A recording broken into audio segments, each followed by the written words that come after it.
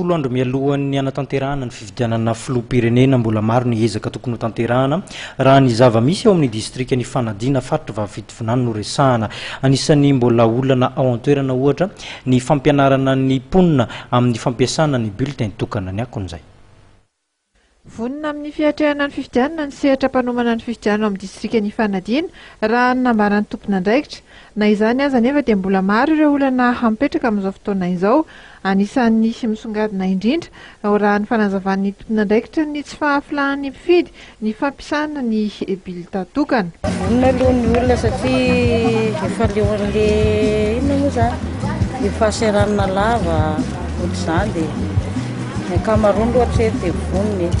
Eo zao ny tena manahirana fa efa nisy anita zany nanentana tamin'ny lakamisy fa be ny tsy narala aloha taloha satria tsy azony zareo le bulletin unika satria mpiveriny an'le izy zany le bulletin tokana iny dia miveriny eo daholo zany rehetrarehetra no mifidy fa rehefa nazavaina azy ambanivango le izy nazavaina tsara dia azony zareo tsara.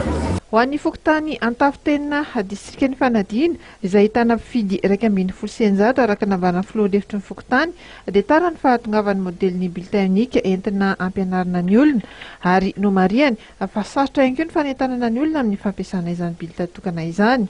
Ny olana kely fotsiny zao dia ny fampianarana ny bulletin unika no somary tampoka kely satria teo amin'ny lakamisy vao nandraisanay ny modely dia somary taratara kely zany le fomba fampianarana ny vahoaka amin'ny ankapobeny. Amin'ny ankapobeny dia tena hita ho sarotra be misy le fanatanterahany vahoaka anazy satria heverin'le olona zany le kaza anankiray ao amin'le kandida anankiray ny olona anankitelo ary dia tena nandaniana fotoana eo amin'ny fefakadiny eo nanazavana amin'le olona anankiray ary dia tena hita fa ho sarotra dia sarotra. Ilaina ny fanamafisana ny fampianarana ny bilita tokana ho iny izay fokontany Ambiabe distrika ny fanadina ihany.